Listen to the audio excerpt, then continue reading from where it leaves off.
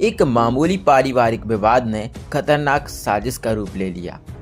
पत्नी को वापस लाने की जिद में पति इतना आगे बढ़ गया कि उसने ब्लूटूथ स्पीकर को ही बम बना दिया। जी हां, रानगिर विस्फोट कांड में पुलिस ने चौंकाने वाला खुलासा करते हुए आरोपी को गिरफ्तार कर लिया है। सागर जिले की सुर्खी थाना क्षेत्र के बूढ़ी रानगिर में 18 मार्च को मंदिर के पास हुई विस्फोट की घटना का पुलिस ने शुक्रवार दोपहर पर्दाफाश कर दिया। इस मामले में पाटई निवासी गोलू उर्फ इमारत पटेल को गिरफ्तार किया गया है। जांच में सामने आया कि आरोपी ने पारिवारिक विवाद के चलते यह साजिश रची थी। उसने ब्लूटूथ स्पीकर में विस्फोटक लगाकर उसी दुकान के पास रख दिया, जिससे धमाका हो गया। इस हादसे में बच्ची संजना, उसकी नाना राधेश्याम रेकवार और नानी अशोक रानी घायल हो गए। संजना का इलाज भोपाल में चल रहा है, जबकि अन्य घायलों का उपचार बुंदेलखंड मेडिकल कॉलेज में जारी है। पुलिस को जांच के दौरान मिले संदिग्ध एसएमएस के आधार पर आरोपी तक पहुंचने में सफलता मिली। पूछताछ में उसने कबूल किया कि पत्नी के मायके जाने से नाराज होकर उसने उसके परिजनों को फंसाने की योजना बनाई थी, ताकि मामला उलझने पर पत्नी वापस लौट आए। पुलिस ने आरोपी के कब्जे से मोबाइल समेत अन्य महत्वपूर्ण साक्ष्य जब्त कर लिए हैं और मामले में आगे की कार्रवाई जारी है।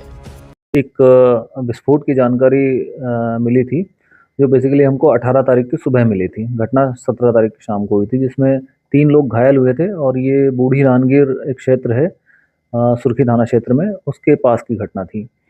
तो फिर अगले दिन जब सूचना प्राप्त हुई तो तत्काल मौके पर बीडीडीएस टीम, एफएसएल टीम, थाना सुर्खी का स्टाफ, एसडीओपी को मौके पर भेजा गया। वहाँ पर सभी लोगों ने घटना से संबंधित एविडेंस कलेक्ट किए। उसके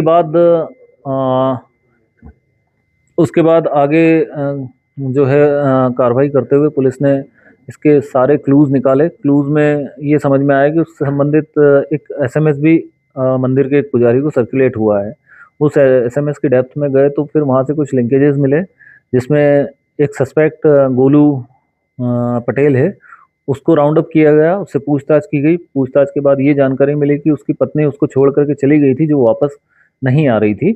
तो इस लिहाज से उसने वो एसएमएस सर्कुलेट कर दिया था पुजारी को कि उसकी पत्नी के भाइयों का नाम लिखा था और उनका परिजनों का नाम लिखा था कि ये घटना कर सकते हैं विस्फोट की।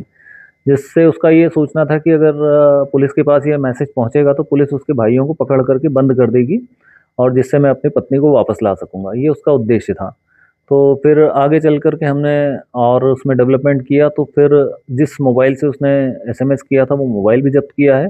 आरोपी से पूछताछ में उसने अपना जो घटनाक्रम करना है वो कबूल किया है और इसमें हमने बीएनएस की धारा 109 और 3/4 विस्फोटक अधिनियम के तहत कार्रवाई की है। कितनी टीमें पुलिस की लगाई गई थी जवान? इसमें हमने टोटल 5 टीमें लगा रखी थी।